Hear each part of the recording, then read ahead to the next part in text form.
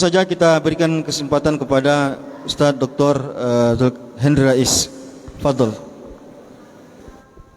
Assalamualaikum warahmatullahi wabarakatuh. Alhamdulillah wassalatu wassalamu ala sayyidina Rasulillah nabiyina Muhammadin ibni Abdillah wa ala alihi wa ashabihi wa man tabi'ahum bi ihsanin ila yaumid dawamah. Para alim ulama, cerdik pandai, para asatidz yang kita hormati, wabil khusus sahibul fadilah Al-Syekh Al-Fitri wa Syekh Hanafi ismuhu madhabuhu Syafi'i. Ad-duyufan al-a'izza rahimakumullah. Membahas masalah kitab keagungan madhab Syafi'i. Saya tidak berani mengomentari beliau ni, karena kalau saya disuruh menulis kitab buku seperti ini, entah kapan bisa berkumpul atau mengumpulkan data-data seperti ini. Walhasil, ucapan kita pertama kali, jazahumullahu anna khairul jaza. Semoga Allah membalas kebaikan beliau dan melimpahkan cucuran rahmat buat almarhum Al-Syekh Kiai Haji Sirajuddin Abbas. Buku ini sangatlah menarik sekali.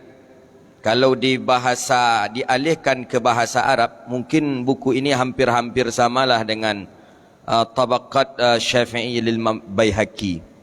Tapi ini khusus untuk Nusantaranya, karena beliau mentarajimkan, menyebut beberapa ulama-ulama Sumatera, ulama-ulama Nusantara yang bermadhabkan Syafi'i. Beliau juga menyebutkan ulama-ulama dunia, tapi beliau lebih memperkaya dengan ulama-ulama di Indonesia. Ada dari Sumatera Barat, beliau nukilkan ulama yang terkenal, Syekh Ahmad Khatib Minangkabawi, Syekh Sa'ad Mungka. Ada yang dari Riau, cuman dulu beliau beri nama dengan Sumbar juga, batu bersurat. Ada Syekh Aidarus katanya. Syekh Aidarus itu ayah dari Buya Alaiddin, yang pendiri Pondok Pesantren Darussalam. Beliau nukilkan di sini. Ya, halaman 200 berapa tadi? Batu bersurat Sumbar katanya. Batu bersurat itu di Kampar, di Riau. Mungkin di zaman beliau menulis batu bersurat itu termasuk Sumatera Barat. Ada lagi beliau sebut juga Syekh Abdul Ghani, Syekh Abdul Ghani Al-Kamfari. Orang Riau ada dulu berdua mengaji ke Mekah.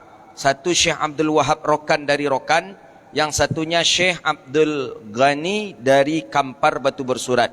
Berangkat ke Mekah, 11 tahun di Mekah. Dan ternyata beliau masukkan di dalam ini. Jadi ini memang bukunya orang Nusantara, maka layak kita untuk membaca daripada buku ini.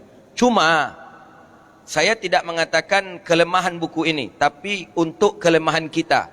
Maka kata Ustaz Fitri tadi, kata perkataan Syekh Muhammad Mahmud Said Mamduh, beliau mengatakan kelemahan kita hari ini, dulu orang-orang mazhab Syafi'i banyak menulis kitab-kitab dan dalil-dalil mazhab Syafi'i. Tapi untuk hari ini tidak ada yang menulis untuk itu. Jadi tugas kita, buku ini tidak beliau catat dan tidak beliau nukilkan marajik dan masadirnya. Ini tugas kita ke depannya. Menulis, beliau sekadar mengatakan seperti halaman 72 tadi. Beliau mengatakan di sana, apa kata beliau di halaman 73? Imam Ar-Rafi'i, seorang ulama pada abad ke-7 Hijriah berkata, di mana Imam Rafi'i berkata? Beliau tidak menukilkan. Itu tugas kita mencari. Apakah dalam kitab Muharrarkah Imam Rafi'i mengatakan, atau di dalam kitab-kitab yang lain. Begitu juga Imam Al-Ghazali, apakah di dalam Mustasfanya, apakah di dalam Ihya Ulumuddinnya, apakah. Jadi, dan ini gaya para ulama menulis dulu. Dan rasa saya luar biasa cara beliau untuk mengajak kita agar berkhidmah kepada kitab beliau. Jadi beliau belum mencatat footnote-nya kalau bahasa orang akademisi, marajiknya atau catatan kakinya. Di mana beliau ini? Beliau mengucapkan, beliau mengambil ini daripada seperti qala Daqiqul Aid. Imam Daqiqul Aid berkata, tidak ada zaman yang kosong dari Imam Mujtahid. Di mana Imam Daqiqul Aid? Itu tergantung, itu kita yang hari ini yang menulis ini. Saya tidak mengomentari beliau karena rasanya tak layak saya untuk mengomentarinya, tapi tugas kita bersama untuk mencarikan footnote atau tugas kita untuk mencarikan marajik dan masa. Bukan berarti beliau tidak melihat kepada kitab-kitab yang beliau nukil, beliau lihat. tapi tidak beliau sebutkan di halaman berapa, di safhah berapa. Berbeda cara metode beliau dalam penulisan 40 masalah agama. Itu detail betul. 40 masalah agama, beliau menjawab setiap pertanyaan-pertanyaan orang. Beliau nukilkan kitabnya dalam I'anatul Talibin, halaman sekian, jilid sekian, safhah sekian, baris sekian. Tapi berbeda dengan kitab atau buku beliau ini, beliau tidak menukilkan daripada marajik masadir atau asal daripada beliau mengambilnya. Bukan berarti beliau tidak melihat, beliau melihat dan merujuk kepada kitab-kitab itu, tapi beliau ingin memberikan tugas dan peluang kepada kita untuk bisa berkhidmat kepada kitab-kitab ini. Sama halnya dengan kitab-kitab fikih. Wa yustahab, apa katanya di sana dalam kitab-kitab fikih itu, ada ibarah yusannu, kadang ada yustahabbu. Itu bukan tak ada dalil, ada. Jadi kenapa tidak dikedepankan langsung hadis oleh musannif? Musannif ingin memberikan peluang kepada kita berkhidmah kepada kitab-kitab beliau. Ini yang menurut teman-teman kita Wahaboy, Salafoy, orang mazhab ni tak punya dalil kata dia. Dia kata yustahabu, dia kata yusannu, tapi mana hadisnya? Ni Wahaboy ni tak faham, ada dalil, ada hadisnya. Kemudian dia mengatakan orang-orang, malam tadi mendengar video dari Ustaz Ustaz Wahaboy juga dia. Orang ni kan cowboy semua dia, Wahaboy ini. Jadi kata Ustaz Wahaboy ini, kita ni dilarang bermazhab oleh imam mazhab sendiri kata dia. Imam Syafi'i melarang kita bermazhab kata dia. Memang rasa saya nampaknya memang apa Ustaz ni banyak yang bahlul nampaknya. Jadi yang melarang kita bermazhab tu ulama mazhab kata dia. Imam Syafi'i melarang kita bermazhab ke Imam Syafi'i. Apabila menjumpai hadis sahih dan bertentangan dengan mazhabku, maka ambillah hadis sahih dan buanglah mazhabku. Imam Syafi'i melarang kita bermazhab dengan mazhab dia. Ini orang sekarang mulai dari takbiratul ihram sampai salam Syafi'i semuanya. Ya jangan kata dia. Tak boleh Imam Syafi'i melarang kata dia. Jadi mereka secara tidak langsung beranggapan bahwa orang-orang yang bermazhab itu tidak berlandaskan kepada hadis. Kata Syekhuna Ahmad Hajin, dan ini dinukilkan juga oleh para ulama, maksud Imam Syafi'i mengatakan apabila berjumpa hadis sahih dan dia berlawanan dengan mazhabku, maka buang mazhabku dan ambillah hadis sahih itu. Apa maksudnya? Kata beliau bahwa secara pasti dan secara yakin bahwa mazhab Syafi'i tidak ada dalilnya, tidak hadis sahih. Itu dia maksudnya. Maka Imam Syafi'i memberanikan diri, kalau seandainya ada mazhabku berjumpa berlawanan dengan hadis sahih, buang mazhabku, ambil hadis sahih. Secara tidak langsung Imam Syafi'i itu mengatakan, kalau dapat kalian di mazhab dan yang tidak sahih dalilnya, campang mazhab dan. Itu bukti bahwa mazhab Syafi'i dalilnya sahih.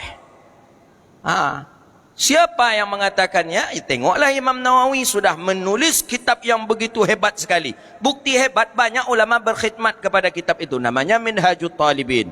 Bukan setaraf itu, bukan itu saja. Tapi banyak ulama jailun ba'dal jail. Setelah itu menulis kitab. Sampai hari ini yang menulis ulang kitab Matan Abi Suja kemudian disyarahkan dan diberi takhrid dan ditahqiq lagi, itu yang baru meninggal dunia ulama kita Al-Azhar. Saya sama-sama mengaji dulu dengan beliau, dengan Syekh Ahmad Hajin. Itu Syekh Shazili Al-Azhari. Itu nama kitab beliau itu sangatlah bagus. Saya lupa sekali. Dia Matan Abi Suja, tapi beliau syarah dengan hadis, dengan takhrid, dan beliau tahqiq. Saya dapat kitab itu kemarin di Sudan, langsung saya beli. Bagus, dan beliau sudah meninggal dunia. Meninggal ya dengan karangannya yang begitu baguslah. Seperti contoh di dalam matan takrib di halaman pertama, safhah pertama, al-miyahul lati babut taharah. Apa katanya di sana? Al-miyahul lati yajuzu biha tathiru sab'un miyahin. Air, bermula air yang boleh dijadikan untuk bersuci itu 7 macam air. Beliau syarah dengan hadis. Ada hadis Nabi SAW yang menjelaskan tentang 7 macam air itu yang disebut dengan air mutlak. Sudah ada. Cuman kita hari ini yang tidak ada. Kita sibuk dengan mimbar ke mimbar, ceramah ke ceramah. Untunglah alhamdulillah Ustaz Al-Fitri ada menulis di Facebook. Tengoklah Facebook beliau. Kepanasan cacing-cacing Wahaboy itu keluar jinnya. Jadi Kitab ni saya tidak mengomentari tentang kitab ini tentang apa hal yang negatif di kitab ini, tidak. Wada'tu hadzal kitab ala ra'sana, kita letakkan kitab ini di atas kepala kita, kita takzimkan kitab ini, berjasa ulama yang sudah menulisnya, dan saya berharap kita semuanya kalau bisa sampai khatam membaca kitab ini, sampai khatam, mulai dari bidayah sampai nihayah baca. Banyak kita dikayakan dengan pengetahuan-pengetahuan sejarah-sejarah yang ada di dalam kitab ini. Dan kitab ini sangatlah bagus sekali dan cocok di mazhab di kita. Jadi kita ni mazhab orang kita memang mazhab kita Syafi'i. Mazhab kita Syafi'i. Maka beruntunglah kita bermazhabkan Syafi'i. Bermazhabkan Syafi'i, beruntung sekali kita. Karena kalau kita bacalah bahasa-bahasa orang-orang yang mendukung daripada mazhab Syafi'i, beruntung sekali kita bermazhabkan Asy-Syafi'i. Jadi kata candaan daripada teman-teman kita mazhab yang lain, Syafi'i ini nanti banyak di surga katanya. Kenapa kok bisa di surga? Iya, karena yang membuatnya itu sudah ada di surga dahulu kala. Nabi Idris, Idris kata dia. Al-Idris itu adalah orang yang pertama kali dahulu pernah masuk ke dalam surga. Tapi saya tak faham juga saya, yang secara pasti betul ada hadis Nabi mengatakan, tidak ada yang mewarisi kealiman seorang di dunia ini yang lebih mengalahkan kealimannya orang Quraisy. Maksudnya tetap yang alim di dunia itu adalah dari generasi Quraisy, dan yang dari generasi Quraisy yang dimaksud oleh Rasulullah adalah Imam Asy-Syafi'i, Muhammad bin Idris Asy-Syafi'i. Itulah dia. Jadi saya mungkin itu saja komentar dari saya. InsyaAllah kita siap untuk berkhidmat dengan kitab beliau ini, karangan Sirajuddin Abbas ini, dan kita bermohon kepada Allah, mudah-mudahan Allah istiqamahkan kita dalam beramal, berubudiyah dengan mazhab Asy-Syafi'i. Demikian, mohon maaf. Assalamualaikum warahmatullahi wabarakatuh. Waalaikumsalam warahmatullahi wabarakatuh. Jazakallah khair Ustaz Dr. Hendra Rais yang telah menambahkan informasi dari sebelumnya. Baik, kita sesi berikutnya diskusi ya. Saya berikan kesempatan bagi dua orang yang ingin berdiskusi, baik mengomentari ataupun ingin bertanya. Silakan, saya persilakan. Dua pertama, baik terkait dengan apa yang tadi sudah dipaparkan ataupun mungkin hal-hal lain yang berkaitan dengan materi yang ingin didiskusikan. Saya persilakan. Atau udah paham semua ini? Baik, silakan Ustadz. Ini teman kuliah saya nih. Beliau ini dulu menulis tesisnya, kalau tak salah saya, tentang upaya Kiai Haji Syafi'i Abbas untuk menjadikan mazhab Syafi'i sebagai mazhab resmi Indonesia. Pada Ustadz kami persilakan Ustadz. Tolong bantu mic.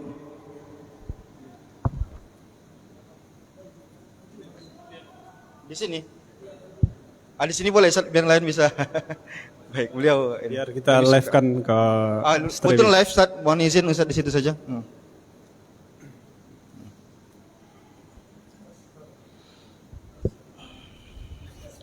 Mohon pandangan-pandangan juga Ustaz, silakan.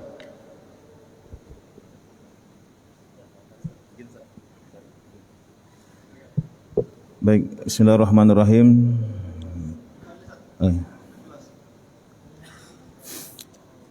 Assalamualaikum warahmatullahi wabarakatuh. Menarik ya membahas tentang keagungan sejarah mazhab Kiai Haji mazhab Syafi'i karangan Buya Kiai Haji Syafi'i Abbas.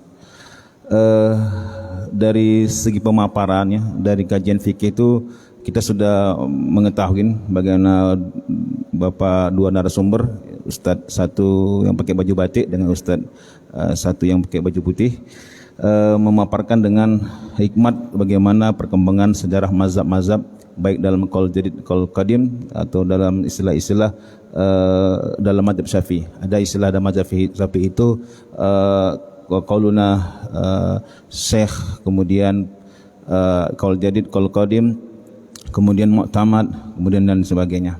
Yang kedua, ini menarik nih dalam mazhab Syafi'i ini seperti karangan Kiai Haji Sridun Abbas.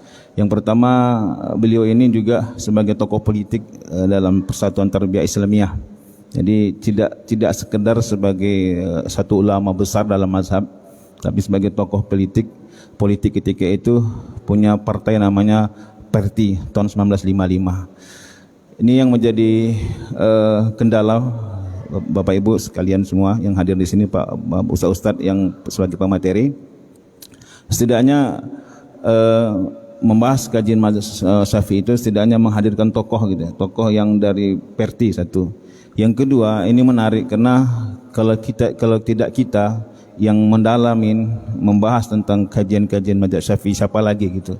Karena dalam sejarah keutamaan mazhab Syafi'i itu sudah lama terbentang dari Indonesia ini, banyak munculnya tokoh dalam mazhab Syafi'i seperti Kiai Haji seperti pengarang kitab Sabil Muhtadin Syekh Arsyad Al-Banjari dan lain sebagainya. Itu juga sangat intens, apalagi kita Melayu. Nah, pertanyaan saya Bapak dan Ibu sekaliannya, setidaknya tidak sampai di sini. Yang pertama, seharusnya materi ini ditajamkan kembali dengan memanggil beberapa tokoh dari Perti, karena kan kita lihat bagaimana sosok Sirajun Abbasnya, tokohnya. Yang kedua, yang menariknya, kajian sejarah keagungan mazhab Syafi'i ini dinilai dari seberapa luar biasanya peradaban mazhab Syafi'i di Indonesia, khususnya di Riau. Salah satunya di Indonesia lah, khususnya ada karangan ulama lain selain Buya Sridun Abbas, ada Syekh Arsyad Al-Banjari Sabil Muhtadin, kemudian ada kitab yang ulama Araniri yang membahasnya, Syekh Araniri itu saya lupa nama kitabnya itu. Yang ketiga, ini juga menarik ya, seharusnya Bapak dan Ibu jamaah yang dimuliakan Allah Subhanahu wa taala mengkaji membahas mazhab Syafi'i ini, juga kita membukukan seberapa penting mazhab Syafi'i di Riau gitu. Tidak hanya sebagai seperti Buya Sridun Abbas katakan, mengumpulkan 10 pemuda ingin bagaimana menggembleng agar perkembangan mazhab Syafi'i itu ada. Karena perkembangan mazhab Syafi'i bertolak belakang ketika ada perdebatan kaum tua dan kaum muda. Itu di ranah Minang, di Sumbar, itu menjadi titik tolak. Maka dalam 40 masalah agama beliau sampaikan di situ tentang tarikat dan lain sebagainya. Jadi ini mungkin yang bisa kita diskusikan. Setidaknya tidak sampai di sini saja. Setidaknya selepas Ramadan ini ada diskusi-diskusi yang menarik lagi tentang bagaimana perkembangan mazhab Syafi'i di Riau, insyaallah. Mohon maaf atas segala kekurangan dan kehilapan para tuan guru sekalian, Ustaz Hanafi dan juga sekaliannya. Mohon maaf. Assalamualaikum Assalamualaikum warahmatullahi wabarakatuh. Waalaikumsalam warahmatullahi wabarakatuh. Terima kasih Ustaz. Kita minta langsung Ustaz Al-Fitri dulu untuk merespon.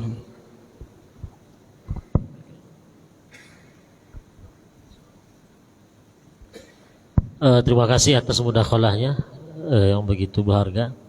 Baik, saya ingin menyampaikan satu atau dua hal saja terkait yang masukan tadi ya. Pertama, memang kalau ingin mengkaji tentang buku ini tak cukup dengan sejam 2 jam. Saya sebetulnya banyak ini yang mau saya sampaikan, tapi saya terburu-buru, dikejar waktu. Ya itu jadinya. Ini udah banyak materi yang ingin saya sampaikan, tapi nengok waktu tak bisa. Jadi memang harus ada lagi tambahan, dalam artian harus ada bedah buku lanjutan untuk ini umpamanya, untuk lebih mendalam lagi. Itu pertama. Yang kedua, untuk tokoh beliau Buya Sirajuddin ini memang sangat menarik untuk diangkat juga. Dulu ketika saya di Mesir, ada Al-Azhar itu bikin kajian semacam muktamar lah ya, di bulan Ramadan. Itu waktu itu saya hadir, dibawa dari asrama, Bu Us itu pakai mobil asrama ke lupa saya nama tempatnya. Itu kajiannya apa? Syekh Muhammad Abduh Mufassiran.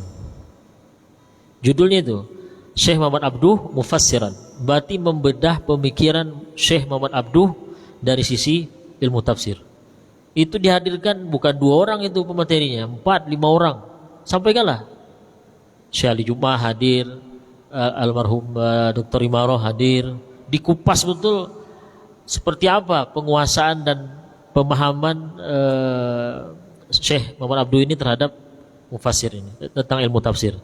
Nah, begitu juga nih, bagus diterapkan juga, dibuat juga, katakanlah dalam bahasa Indonesia ya, Kiai Haji atau Buya Sirajuddin Abbas dan pemikiran fikihnya gitu. Wah, itu dikupas betul seperti apa? Ada enggak nilai-nilai yang bisa kita ambil dan kita terapkan untuk zaman sekarang ini? Nanti hadirkan para pemikir-pemikirnya juga. Kemudian nanti Buya Sirajuddin Abbas dan pemikirannya dalam bidang akidah dan seterusnya. Ini penting sekali. Karena beliau ini memang seorang tokoh besar yang memang saya yakin itu kalau dihidupkan lagi pemikirannya dan kita ambil yang memang berguna dan bisa dipakai, ya kita pakai, itu sangat berguna, sangat berfaedah bagi kita nanti, terutama dalam menghidupkan fikih mazhab Syafi'i ini. Kemudian juga saya pribadi, karena saya ngajar di UIR ya, saya mendambakan ada satu lembaga namanya Markaz Ad-Dirasat Asy-Syafi'iyah. Ada pusat kajian mazhab Syafi'i yang nanti kajian programnya itu dalam konteks dalam ranah khidmah mazhab tadi yang saya gambarkan tadi. Nah, ini mungkin bisa diambil oleh ormas-ormas tertentu. Di Pekanbarunya dia bikin satu tempat yang dia itu pusat pengkajian mazhab Syafi'i. Tujuannya untuk melayani fikih Syafi'i. Bukan hanya sebagai tadris mengajarkannya, enggak.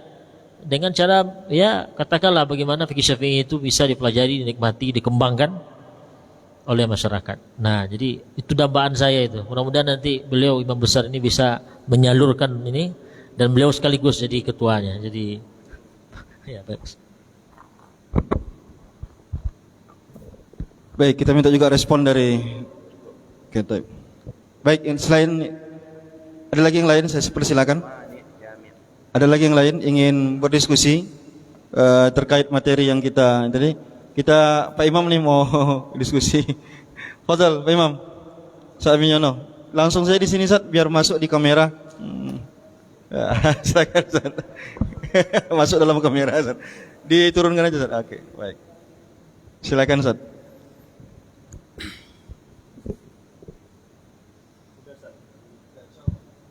Bismillahirrahmanirrahim.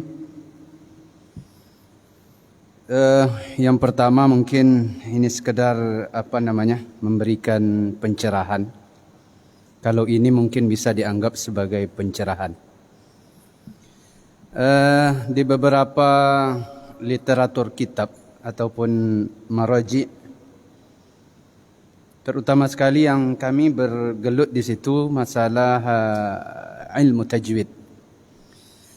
Ada di situ diantaranya adalah Ibnul Jazari. Kemudian juga ada Fathul Aqfal, Syarah Tuhfatul Atfal. Kemudian juga termasuk kitab-kitab ini dipergunakan oleh teman-teman kita yang ya mungkin berpemahaman lain. Itu ada Nihayatul Qaulul Mufid fi Ilmi Tajwid, karangan Muhammad Nasr Al-Makki. Yang saya herankan, ini mungkin bisa disaksikan. Ini mungkin boleh dikatakan sebagai pengkhianatan ilmiah. Yang paling mengherankan, kitab-kitab ini digunakan di tempat-tempat tahsin, kemudian di tempat-tempat belajar. Tetapi tidakkah mereka mengetahui dan membaca di muqaddimah kitab itu bahwa syekh-syekh yang bersangkutan yang berkaitan dengan kitab ini, pengarang kitab ini, di dalam kitab itu disebutkan Asy-Syafi'i madhaban wasazali tariqah. Hampir di setiap kitab-kitab itu disebutkan. Artinya apa? Sebegitu bencinya mereka dengan dengan orang-orang yang mengikuti mazhab, tetapi buku-bukunya, kitab-kitabnya dipergunakan. Sebegitu bencinya mereka dengan istilah tariqat, tetapi buku-buku yang dikarang oleh ulama-ulama ini dipakai. Jadi saya ingin menyampaikan di sini, ini ada apa sebenarnya? di lain pihak kita membenci, tapi untuk isi kitabnya kita pakai. Itu kan namanya pengkhianatan secara ilmiah. Tidak jujur kita di dalam mengambil satu ilmu. Untuk yang mungkin menurut kita itu banyak untungnya bagi kita, kita ambil. Tetapi ketika kita mungkin yang menyentuh sesuatu yang menyebabkan terusiknya pemahaman-pemahaman kita, itu kita buang. Jadi ini mungkin bisa disaksikan oleh teman-teman kita yang menganggap diri salafi. Ini bisa ditengok dalam kitab-kitabnya. Yang kedua, di dalam kitab itu mungkin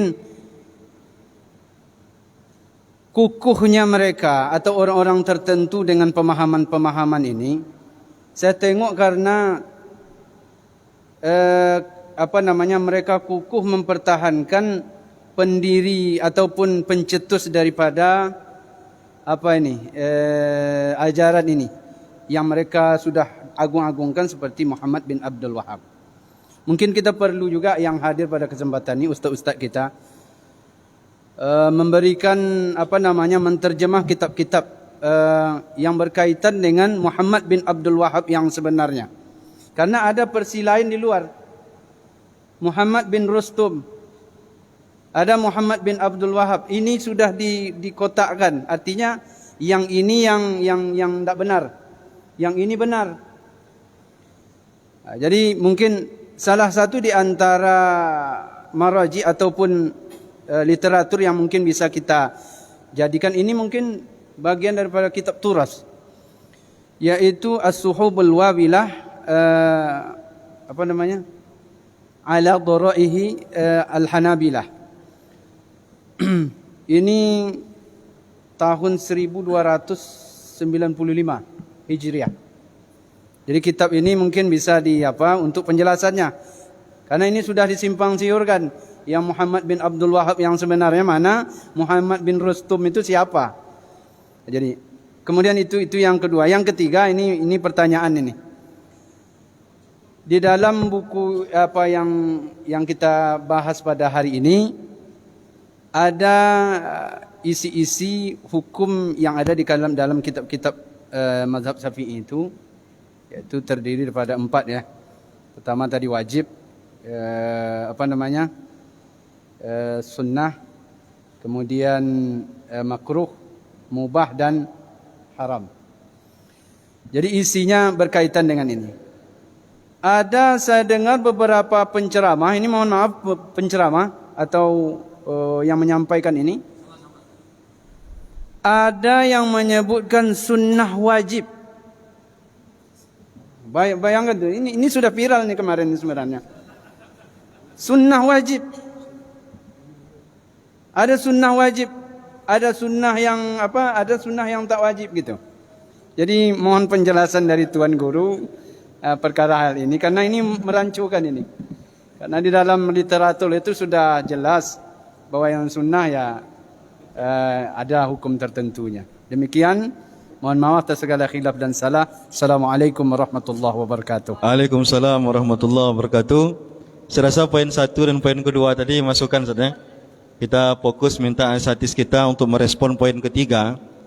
Yang saya pahami maksud pertanyaan tadi itu adalah ada orang mengatakan ini sunnah, yang ini wajib, ini sunnah, ini mustahab ini. Jadi seakan-akan di situ ada pemisahan. Jadi ada satu perbuatan yang disebut dengan sunnah, sehingga nanti mereka mengatakan ini yang wajib, ini yang tidak wajib. Minta Ustaz Nadi Rais untuk merespon ini. Fadhal Ustaz. Bergantian. Fadhal ya sini. Kamu tuan rumah antun tamu. Fadhal ya. Tamu gitulah, nasib tamu begitu. Baik, pertanyaan itu berkaitan dengan bagaimana memahami istilah sunnah itu. Kata sunnah itu sudah menjadi sebuah istilah, ya, menjadi sebuah istilah dalam ilmu fikih, dalam ilmu hadis, dalam ilmu usul fikih.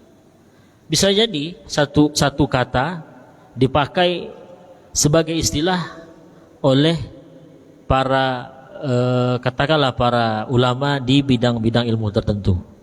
Kalau seandainya ini tak dipahami dan ternyata beda maksudnya, di sini menjadi ini masalahnya. Contoh sederhananya begini. Kata marfu'un. Kata marfu'un ini sebagai sebuah istilah itu bisa kita jumpai dalam ilmu mustalah hadis, bisa dijumpai dalam ilmu nahwu. Dan itu maknanya beda masing-masing. Karena sudah menjadi sebuah istilah. Kata marfu' dalam ilmu nahwu maknanya atau maksudnya begini-begini. Kata marfu' dalam ilmu mustalah hadis ini pula maknanya. Maka ketika kita pakai itu harus disesuaikan dengan konteksnya. Kita sekarang berbicara tentang konteks nahwu. Berarti kata-kata marfu' yang saya sebutkan pahami sesuai dengan istilah ilmu nahwu. Nah, begitu juga kata sunnah ini. Kata sunnah dalam ilmu katakanlah ilmu hadis atau ilmu mustalah hadis itu maknanya ya lebih umum daripada makna sunnah dalam konteks ilmu usul fikih. Sunnah dalam konteks ilmu usul fikih itu menjadi satu dari sekian banyak jenis hukum taklifi. Kan hukum itu dua macamnya, hukum taklifi dengan hukum wad'i. Nah, yang sampai kalau imam kita tadi yang 5 kata beliau itu hukum taklifi. Nah, di situ ada sunnah situ. Sunnah dari bahasa lain dari istilah yang sama, sunnah, mandub, apalagi mustahab. Ini mutaradifat, sunnah, mandub, mustahab. Nah, ada kata sunnah di sini. Apa makna sunnah situ? Ya, apa makna kita tahu, apa yang kita pahami tentang mandub dengan mustahab itu? Sesuatu yang kalau kita kerjakan dapat pahala, tak dikerjakan ya terdapat dosa kan? Nah, itu makna sunnah dalam konteks ilmu usul fikih sebagai satu istilah dari satu jenis hukum taklifi. Tapi kalau dibawa ke ranah ilmu mustalah hadis, ilmu apa tadi? Ilmu mustalah hadis atau ilmu hadis itu lain lagi. Sunnah itu ya dipahami qaul Nabi, fi'il Nabi, takrir Nabi. Sunnah itu sudah. Nah, ketika disebut, oh ini sunnah Nabi yang wajib ini. Ini bisa betul ungkapan ini. Kalau diteropong, dilihat dari dua aspek ilmu yang berbeda. Contoh, sunnah Nabi yang ini wajib loh. Nah, kalau sunnah yang disebutkan di sini itu berbicara tentang dalam konteks ilmu mustalah hadis. Artinya ada umpamanya fi'il Nabi atau qaul Nabi yang mewajibkan suatu perkara, maka jadinya sunnah ini katanya wajib. Ya tidak ada masalah, karena yang wajib yang dia masukkan di ujung itu wajib dalam konteks ilmu usul fikih atau hukum taklifi. Apa contohnya yang dia sunnah dalam artian fi'il Nabi atau qaul Nabi yang dia hukumnya wajib? Apa kira contohnya? Dia fi'il atau qaul Nabi atau takrir Nabi yang hukum melaksanakannya wajib. Soal apa? Ya, contoh sederhananya tadi solat apa? Solat wajib, solat fardu. Hah? Nah, contoh khitan lah ya, khitan. Contoh, walaupun ini khilaf, tapi jelas dalam mazhab Syafi'i khitan itu hukumnya wajib bagi laki-laki dan perempuan. Nah, kan khitan itu kan katakanlah qaul Nabi. Qaul Nabi. Khamsun minal fitrah. Berarti Nabi menyampaikan, berarti qaul Nabi nih. Ya qaul Nabi termasuk sunnah. Jadi kita bilang sunnah khitan adalah sunnah yang wajib. Artinya apa? Anjuran Nabi ini, perintah Nabi ini terkait khitan ini yang kita sebut dengan sunnah dalam konteks ilmu mustalah hadis, hukumnya dalam konteks ilmu usul fikih wajib. Nah, baru kalau begini dia memahami, saya setuju. Tapi kalau dia tidak memahami seperti ini, saya tak setuju. Akan terjadi pertentangan istilah. Jadi singkat begini, sunnah dipakai sebagai istilah dalam ilmu mustalah hadis. Bisa dan juga dipakai dalam ilmu usul fikih. Dua-duanya memberikan definisi yang berbeda. Maka kalau dua kata ini dipakai dalam satu kalimat dengan makna yang berbeda tadi bisa diterima. Contoh dia apa? Nabi atau hadis Nabi atau anjuran Nabi yang mengatakan anjuran khitan dari Nabi yang merupakan sunnah Nabi itu hukumnya adalah wajib. Ini dia contoh konkretnya yang betul. Baik. Tapi yang mantapnya orang sekarang merek jualan pun sunnah. Gimana itu Ustaz kira-kira? Ada yang tambahkan Ustaz? Oh ya, tadi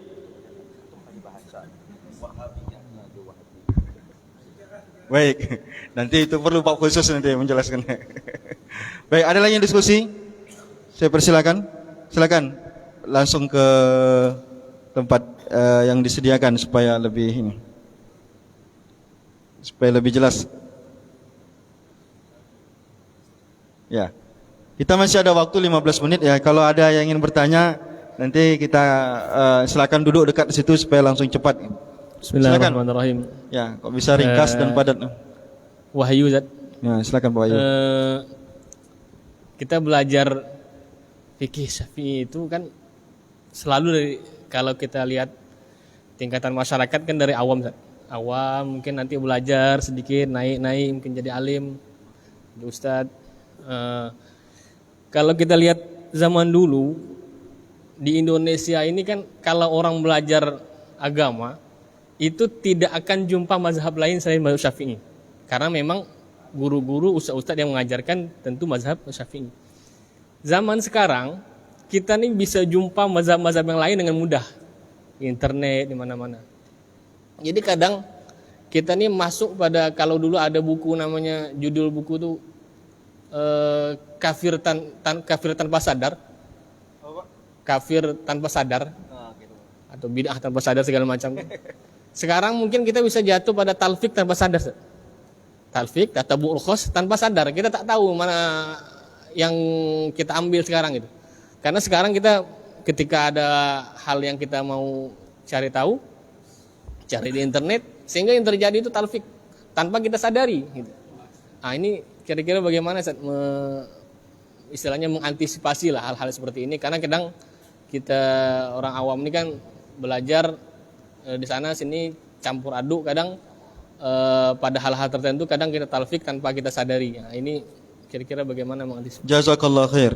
Dr. Zulhandi Rais, pertanyaannya adalah hari ini karena orang mengutip pendapat-pendapat kadang sembarangan, tidak berguru, dan kadang tak jelas kutipannya dari mana, kadang dari artikel yang di copy paste dari internet, sehingga tidak tahu siapa yang menulis, siapa yang berpendapat, lalu kemudian pendapat itu dipakai, ya begitu Bang ya, tanpa sadar dan tanpa diketahui siapa sebenarnya yang menulis dan siapa yang berpendapat. Tentu saja ini mengkhawatirkan. Kenapa mengkhawatirkan? Karena banyak orang kokoh pendapatnya dengan apa yang dia lihat dari internet itu, tak tahu dari mana asal usulnya, lalu dijadikan itu sebagai amaliyah. Dan tentu saja ini perlu diantisipasi. Mohon jalan keluar dari Ustaz Zulhandi Rais, kami persilakan. Baik, terima kasih. Ini pertanyaan Ustaz Wahyu. Ustaz Wahyu ini bentuknya macam tadi tak meyakinkan kan. Tapi di mana saya mengaji di Bogor ada juga beliau itu. Beliau itu banyak gurunya ulama-ulama besar itu. Muridnya Profesor Said Agil Munawar. Banyak ulama-ulama besar guru-guru beliau itu. Saya mencoba menjawab Ustaz. Tapi rasa saya antum pura-pura bertanya ini. Boleh tak apa-apa lah. Antum sedang S2 sekarang atau sedang S3? S2 ya. Saya cocok dengan bahasa antum mengatakan talfik secara tidak sadar. Tapi bagi orang yang dia memahami fikih dari dasarnya seperti kita yang waktu mondok, faham kita dengan Syafi'i, dengan ini mazhab Syafi'i, ini mazhab Syafi'i. Ternyata setelah mendengarkan kajian ada orang menukilkan Hanafi atau ada orang yang menukilkan Hambali, rasa saya dia tidak cepat talfik karena dia tahu hukum talfik haram. Kita sepakati dulu, yang talfik ini kan mencari sesuatu yang mudah di dalam mazhab. Ustaz Fitri tadi sudah menjelaskan tentang yang dibolehkan dengan yang tidak. Kalau talfik kita sepakat, dalam i'anah dinukilkan, di dalam banyak di dalam kitab-kitab kita disebutkan di dalam Tuhfatul, di dalam yang karangannya Imam Ibn Hajar Al-Haythami, ya termasuk dalam kawaid fiqhiyah kubra, fatwa fiqhiyah kubra beliau. Kemudian ada apa yang madaniyah itu di belakangnya, ada makkiyah, ada madaniyah, itu apa? Fawaidul madaniyah itu disebutkan hukum talfik. Sepakat ulama kita hukum talfik haram. Tapi talfik kan mencari yang mudah di dalam mazhab. Tapi ketika kita mengambil sesuatu yang berbeda, dalam arti kata tidak mencari kemudahan dalam mazhab, atau berbeda daripada furu' daripada jenis ibadah. Contoh, kita salat ibadah, kita salat dengan Syafi'i, sedangkan muamalat kita pakai Hanafi, kan itu dibolehkan, tidak termasuk talfik. Ya seperti tadilah kita salat dengan salat Syafi'i, tarawih 20, bismillah jahar, doa bersama, kunut Sayyidina, khas Syafi'i. Dan ketika kita membayar zakat kita pakai Hanafi, talfikkah itu? Tidak talfik, boleh kan? Di mazhab kita sendiri boleh seperti itu. Itu tidak talfik. Jadi yang talfik itu ketika seseorang beramal dua mazhab dalam satu ibadah. Dalam satu salat dia pakai empat mazhab. Jangan empat mazhab kacau semayang itu. Kita ambil saja dua mazhab lah umpamanya. Jelas ini tidak dibolehkan. Atau dalam berbeda daripada ibadah, salat dengan wudu dengan wudu Hanafi, kemudian salat dengan salat Syafi'i. Itu pendapat, ada yang mengatakan boleh, ada yang mengatakan tidak. Umumnya masyayikh kita dalam Hasyiah Bajuri dijelaskan ini tidak dibolehkan ini. Wudu dengan wudu Hanafi, kemudian salat dengan salat Syafi'i, ini boleh. Yang tak boleh itu wudu dengan wudu Syafi'i, membatalkan wudu dipakai batalkan wudu Hanafi. Ini juga tak boleh ini. Dia tidak talfik tapi tidak dibolehkan. Contoh, kita wudu Syafi'i. Dalam mazhab Syafi'i yang membatalkan wudu 6. Salah satu di antaranya bertemu atau bersentuhan kulit laki-laki dan perempuan yang ajnabi. Yang ajnabi yang halal menikah. Kemudian ketika setelah kita berwudu dengan wudu Syafi'i, rukun wudu Syafi'i, setelah itu enak saja kita pegang istri kita pegang orang lain. Kata teman, engkau batal wudu? Enggak. Di Hanafi tak batal wudu. Itu hadis riwayat Sayyidah Aisyah itu. Kata batal. Yang di sini ini yang tidak dibolehkan. Tapi kalau berbeda daripada cabang fanninnya, maka itu pendapat juga membolehkan. Masyayikh kita banyak yang membolehkan. Saya ingat ketika dars dengan Syekh Ali Jum'ah mengaji kitab Mughni Muqtad di Al-Azhar. Kami subuh Sahih Bukhari, setelah itu Mughni Muqtad. Kemudian hari berikutnya tidak Mughni tapi Tamhid Imam Al-Asnawi. Ketika mengaji Mughni Muqtad, saya masih ingat itu. Ketika itu pas mengenai bab tentang zakat. Dalam mazhab Syafi'i tak boleh zakat fitrah dengan qimat. Jelas tak boleh. Syafi'i tak boleh zakat fitrah dengan qimat, dengan harga, dengan uang tak boleh. Saya termasuk yang rajin mengikuti beliau dari belakang, karena beliau pakai pengawal. Dari belakang saya ikuti beliau sampai di mobil. Ada orang Mesir bertanya, "Ya Fadilatul Mufti," katanya. "Aywa," kata Syekh Ali Jum'ah. Dilayani Syekh Jum'ah, kalau tak salah ketika itu ibu-ibu. "Apa hukum zakat fitrah pakai qimat?" katanya. Pakai junaih. Junaih ini pakai pon, mata uang Mesir. Kata Syekh Ali Jum'ah, yanfa' ni boleh, kata dia. Di dalam tadi Syekh Ali Jum'ah bilang tak boleh. Ini nak naik mobil boleh, macam mana ini? Saya agak galau ketika itu. Ada apa dengan Syekh kok berbeda ini? Besoknya saya tanya Syekh. Saya kena dekat dengan Syekh Ahmad Ajin, dekat dengan Syekh Usama, jadi agak hubungan ke beliau tu agak lancar sedikit. Saya tanya Syekh, kata saya, di dars antum bilang tak boleh, karena mazhab Syafi'i tak boleh. Tapi ketika naik mobil, antum bilang boleh pakai uang zakat fitrah. Ini bagaimana ini Syekh? Saya masih ingat kata beliau, "Ya Bunai," kata beliau, "di dalam tadi itu saya mengaji fikih mazhab saya," kata beliau. "Saya sebagai ustaz di mazhab saya. Sedangkan ketika saya nak naik mobil tadi, saya jadi mufti. Mufti mesti berfatwa sesuai dengan tasahulin nas.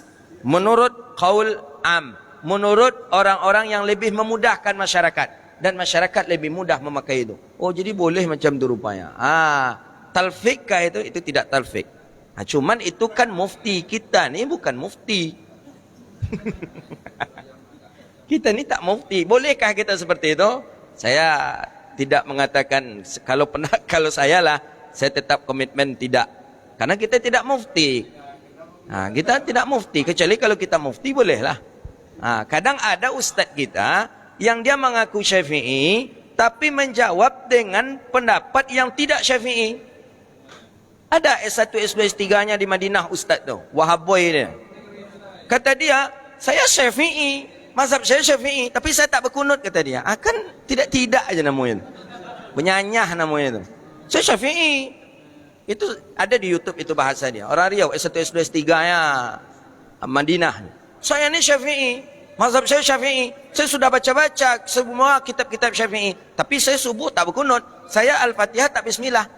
Bingung namanya tu. Ini yang berbahaya itu. Jadi begitu. Jadi kita kalau Syafi'i, komitmen dengan Syafi'i. Tapi Ustaz, saya memperhatikan selama ini, Ustaz-Ustaz yang umumnya yang dia mengatakan dirinya Syafi'i dan dia padahal tidak membaca sama sekali kitab-kitab mazhab Syafi'i. Kalaupun dia baca, rasa saya itu mungkin yang dia baca kitab tebal-tebal saja. Sedangkan kita baru boleh dikatakan yang Syafi'i itu membaca kitab dari bidayah, dari matan sampai syuruh sampai hasyiah. Kayak beliau di samping ini Syafi'i ini, Syafi'i Saghir. Syafi'i Saghir.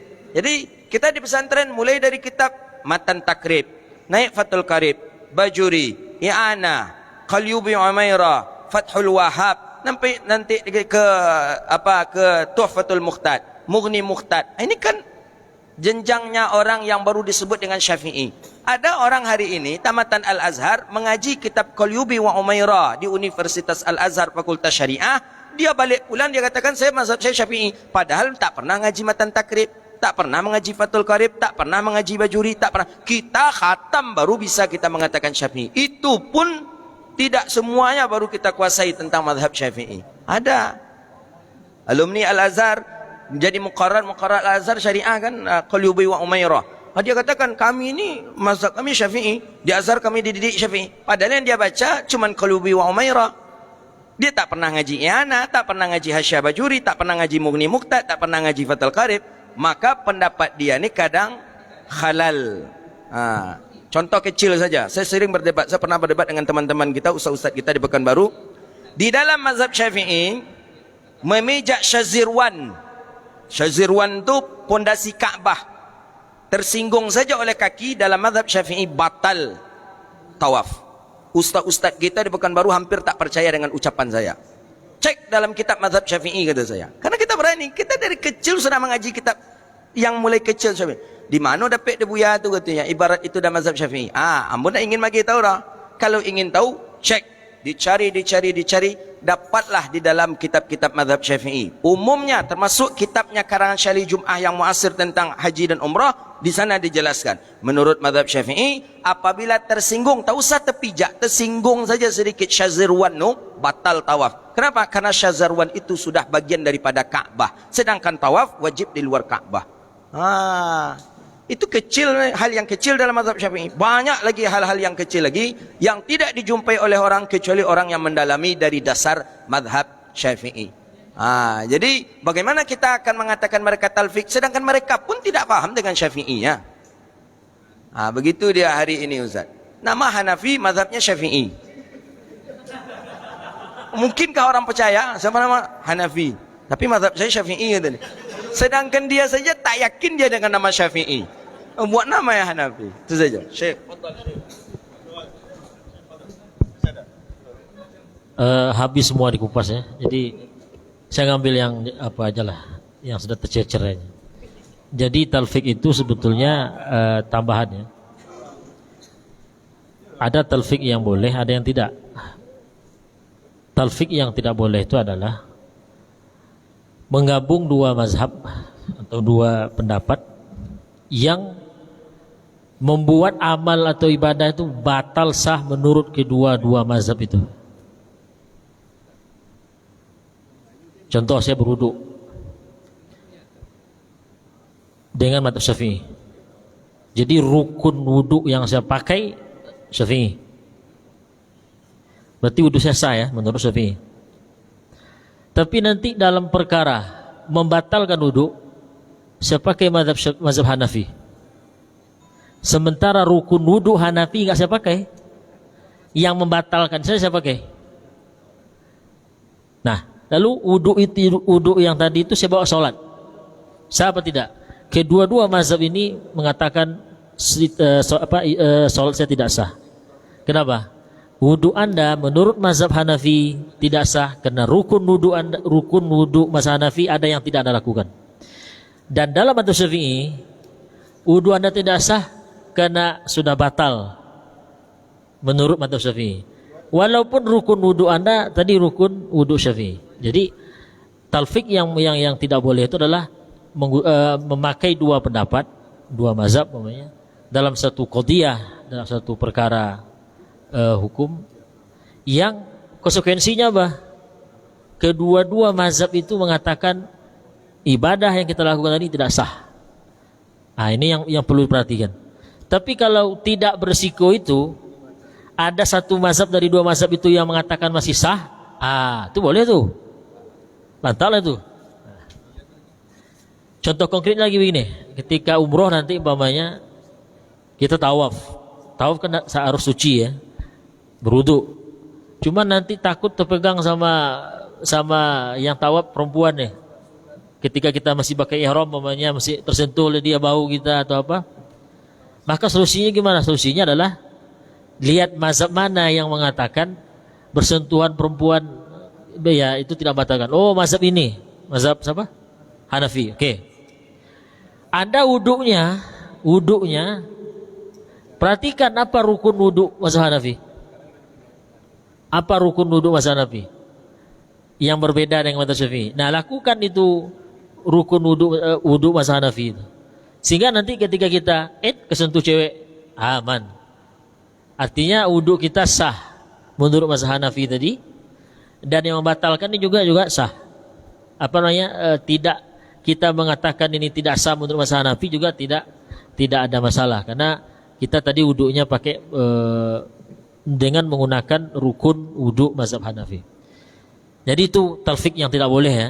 Jadi kalau berisiko nanti membuat ibadah itu tidak sah menurut dua mazhab yang kita pakai itu, maka itu yang dihindari. Kemudian solusinya begini, karena memang banyak media, banyak katakanlah tempat kita telusuri ya, bisa kita telusuri hukum-hukum masalah-masalah yang ada. Solusinya adalah kalau kita orang awam, jangan cepat-cepat menelan apa yang kita baca. Kan mudah aja cari internet konsultasi syariah. Apalagi umpamanya.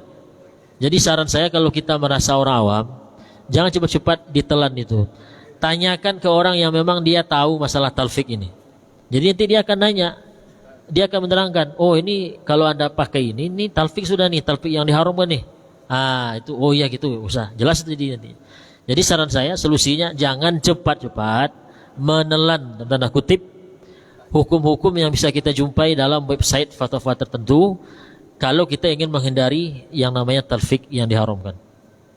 Tanya ke ulama yang kita yakini dia tahu masalah talfik ini. Ya, jadi itu solusi yang saya berikan. Jangan mudah. Ya itu susah pula tak baca. Kalau mau baca silakan, tapi itu wawasan dulu. Tapi ketika sudah mau aksi, mau diterapkan, mau diamalkan, Anda ragu nih, jangan-jangan ini talfik nanti. Tanya ke ustaz yang Anda yakini ilmunya dan dia mengerti soal talfik ini. Tanyakan, Ustaz, saya dapat ini nih di website ini mengatakan ini hukumnya boleh, tapi bukannya ini berbeda dengan mazhab kita. Kalau diamalkan nanti talfik yang haram kan jatuhnya. Nah dia bilang begini-begini, ya aman itu. Jadi kata kuncinya jangan cepat-cepat menelan, mengunyah, mengamalkan apa yang kita jumpai dalam media-media sosial atau media cetak yang membahas tentang sebuah hukum yang rasa-rasanya ini berbeda dengan mazhab yang kita ikuti. Itu solusinya. Ya. Baik.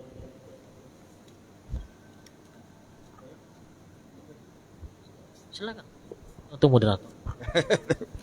Baik, saya rasa jelas ya. Kita ngaji terus, nanti mana yang bisa kita saring-saring apa yang kita lihat di internet.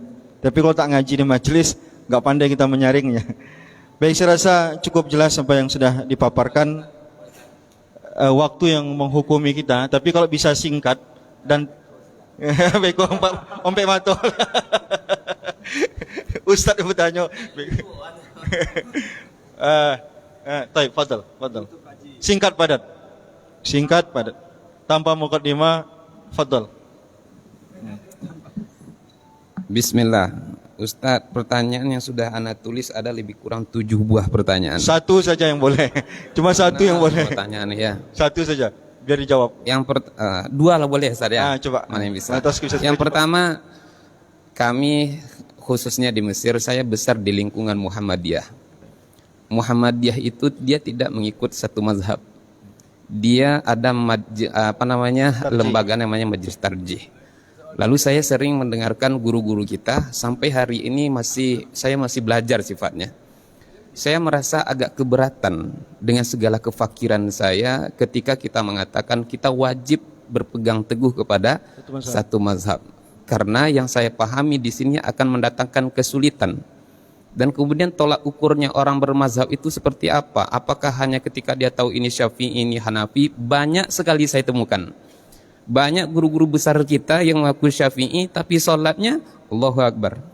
Yang saya baca dalam fikih Syafi'i itu contohnya hadis-hadis yang menjelaskan hatta takuna hazwa uzunaihi. Nabi itu kalau takbir dia sampai telinga. Banyak sekali guru-guru kita seperti itu, kemudian dia mengaku Syafi'i tapi dia sholatnya tak seperti Syafi'i. Makanya di sini saya merasa apakah tak berdosa kita ketika kita mengatakan bermazhab itu merupakan suatu hal yang wajib. Yang saya pahami yang wajib itu dilakukan berpahala, ditinggalkan kita berdosa. Ini yang pertama. Yang kedua, Ustaz, saya lagi membaca sebuah artikel ini, bahwasanya Imam Syafi'i itu mengingkari tasawuf. Mohon penjelasan. Contoh ini apakah artikelnya mungkin perlu kita rujuk? Ini nampaknya artikel Salafi, tapi nampaknya masuk bisa diterima. Ini mungkin makanya ini PR besar bagi kita. Contohnya dalam artikel tersebut, dalam Manaqib Asy-Syafi'i karya Al-Baihaqi dikutip, la yakuna sufi sufian hatta yakuna fihi arba'u khisal. Seorang tidak akan menjadi sufi sampai dia ada 4 hal pada dirinya. Yang pertama, kasulun, akulun, syaumun, kasirul fudul. Orang kalau sudah dia jadi sufi, dia akan malas, banyak makan, sangat pesimis dan banyak melakukan hal yang buruk. Terakhir, kemudian satu lagi, lau anna rajulan tasawwafa min awalin nahari lam yati alaihi zuhri illa wajatuhu ahmaq. Maka ini apakah ini hanya kutipan yang perlu kita pertegas? Jazakallah khair. Terima kasih Ustaz. Assalamualaikum warahmatullahi wabarakatuh. Dalam kami batasi 2 karena memang asar sebentar lagi masuk. Baik, saya mulai dari pertanyaan kedua. Kalau tadi berargumen dengan apa yang ditemukan dalam kitab Manaqib Asy-Syafi'i karya Baihaqi, jawabannya baca tuntas kitab itu. Di situ sudah dijelaskan. Sufiyah yang mana yang beliau anggap, yang beliau cela itu. Sufiyah mana yang beliau yang beliau katakan mazmum itu ada. Situ jelas, situ ada jawabannya. Itu singkat padat ya. Jadi di artikel ya. Jadi tulis itu di artikel itu, tolong baca tuntas bab itu. Ya, kalau saya bacakan nanti susah. Sini ada Maktabah Semila Manaqibnya ada. Jadi pesan saya, dia penulis artikel itu baca tuntas riwayat-riwayat yang dinukilkan oleh Baihaqi tentang celaan beliau terhadap tasawuf itu. Tasawuf yang mana? Ada situ. Saya pastikan ada. Kalau enggak nanti saya share nanti. Yang kedua, pertanyaan pertama tadi apa? Ketika Ormas Muhammadiyah ya mengatakan punya pendirian bahwa kami tidak bermazhab, tidak Syafi'i, Hambali, sebetulnya bermazhab. Mazhabnya apa? Mazhab Lajnah Tarjih. Apa? Jadi ketika Muhammadiyah memposisikan dirinya kami tidak bermazhab, tidak ikut Syafi'i, Maliki, Hanafi, itulah mazhabnya. Jadi apa yang dikeluarkan oleh Majelis Tarjih, itulah mazhabnya. Jadi betul kami tak bermazhab Syafi'i, Maliki, Hanafi. Ya betul kok. Tapi jangan katakan kami tak bermazhab. Kenapa? Ketika lajnah lagi, ketika Majelis Tarjih mengeluarkan satu keputusan hukum, lalu itu dipakai oleh kalangan-kalangan Muhammadiyah, ya itulah mazhabnya. Itulah mazhabnya. Jadi mazhabnya jangan sebut Muhammadiyah itu mazhab Hanafi, bukan, Syafi'i bukan. Terus apa mazhabnya? Mazhabnya Majelis Tarjih. Apa susahnya?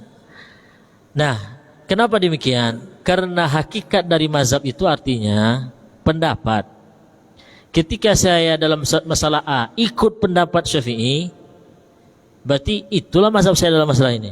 Jadi mazhab saya dalam masalah A ini adalah pendapat Imam Syafi'i.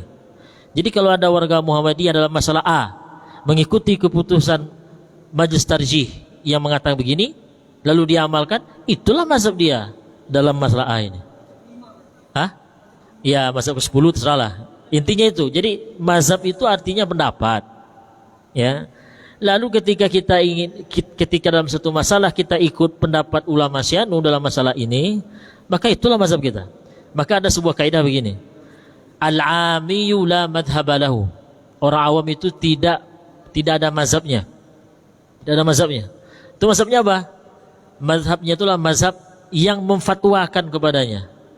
Jadi sekarang kalau Muhammadiyah itu yang memfatwakan hukum-hukum yang diikuti warga Muhammadiyah itu adalah Majelis Tarjih, ya berarti mazhab warga Muhammadiyah adalah keputusan Majelis Tarjih. Jadi itu masalahnya. Jadi sederhananya Ustaz, ketika kita dalam satu masalah ikut pendapat ulama Syianu, itulah mazhabnya. Kalau kita orang awam ya, oh kata orang Salafi, saya tidak Salafi mengatakan kami tidak bermazhab. Tapi dalam satu masalah kita tanya, Anda ini hukumnya apa? Oh hukumnya ini. Dapat dari mana? Ini berdasarkan fatwa dari Syekh Ibn Utsaimin. Adalah tuh. Anda mustahid? Tidak. Berarti Anda awam? Iya. Ikut dan baca fatwa Ibn Utsaimin? Iya. Berarti mazhab Anda mazhab Ibn Utsaimin. Apa payahnya? Sederhana aja. Ada lagi, saya nggak mazhab Ustaz. Terus kita lihat apa yang dibacanya dalam masalah ini. Oh, dia bacanya fatwa Syekh Albani. Ya sudah. Berarti mazhab dia dalam masalah itu mazhab Syekh Albani. Itu lain lagi masalahnya. Nah, jadi itu. Jadi kalau ada orang yang mengklaim saya tidak bermazhab Syafi'i, Maliki, Hanafi, cek kira-kira dalam masalah agama ini dia merujuk ke fatwa siapa, keterangan ulama siapa. Kalau dia ikut ulama siapa, pastikan itulah mazhabnya dia. Maka terakhir, tak aneh kok dia mengklaim saya Syafi'i, tapi ada amaliyahnya tidak ikut mazhab Syafi'i. Karena tadi kaidahnya mengatakan tidak ada kewajiban beriltizam dalam satu mazhab dari A sampai akhir. Tidak ada. Sehingga turunan dari kaidah itu boleh kita keluar dari mazhab yang banyak kita ikuti tadi. Keluar kita dalam beberapa masalah mengikuti mazhab lain. Boleh hukumnya. Jadi tak aneh ketika ada ulama saya Syafi'i loh. Tapi ketika dalam ini gini dia tangannya. Kan dalam Syafi'i kan nggak sunat kan? Iya kan? Dalam ini. Jangan dianggap dia tak mazhab Syafi'i lagi. Kita bahasanya begini. Dalam masalah itu berarti dia sudah keluar dari mazhab Syafi'i, mengikuti mazhab lain yang mungkin mengatakan ini sunat hukumnya. Selesai. Tapi dalam masalah yang lain, kalau dia memang ikut mazhab Syafi'i berarti. Jadi kaidahnya apa tadi? Tidak ada kewajiban orang awam beriltizam dengan satu mazhab muayyan. Sehingga turunan dari kaidah itu apa? Boleh dia keluar. Asal tidak menyebabkan talfik yang diharamkan tadi atau tatabbu'ur rukhas, mencari-cari yang ringan berdasarkan hawa nafsu. Yang punya yang sekolah pesantren cek nanti di kitab Ghayatul Wusul ada situ. Ya. Dua kaidah ini, kaidah awal dan kaidah turunannya bisa dilihat nanti. Baik, saya rasa demikian. Mudah-mudahan bermanfaat. Assalamualaikum warahmatullahi wabarakatuh. Jazakallah khair kita ucapkan kepada kedua materi kita dan juga para penanya dan juga semua hadirin yang baik yang langsung maupun yang melalui live streaming. Mudah-mudahan apa yang kita kupas hari ini mengokohkan apa yang sudah kita pelajari sebelumnya dan mudah-mudahan kita juga kokoh dengan mazhab Imam Syafi'i dan mudah-mudahan nanti ada kesempatan lain kita mengupas mungkin tema-tema yang lain ataupun tema yang serupa dengan buku-buku yang berbeda untuk menambah pengetahuan kita dan wawasan kita. Terima kasih atas semua perhatian. Mohon maaf atas segala kekurangan. Assalamualaikum warahmatullahi wabarakatuh.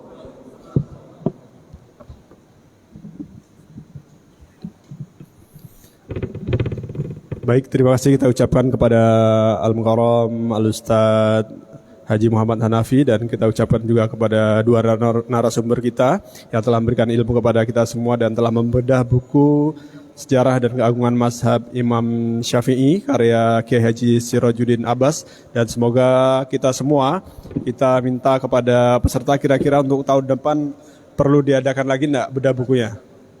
Perlu, insya Allah. Dan ini adalah hari yang terakhir tahun depan ya.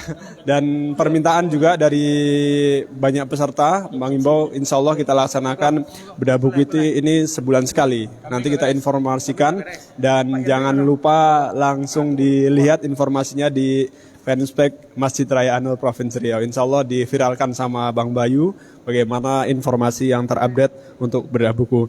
Baik, kami informasikan juga insya Allah malam ini juga ada itikaf di Masjid Raya An-Nur Provinsi Riau, insya Allah dipandu oleh Ustadz Ridho Rinaldo. Dan mari kita tutup dengan doa penutup majelis. Subhanakallah bihamdika asyhadu an la ilaha illa anta astaghfiruka wa atubu ilaik. Hadanallahu wa iyyakum ajma'in wallahu muwaffiq ila aqwamit thoriq. Wassalamualaikum warahmatullahi wabarakatuh.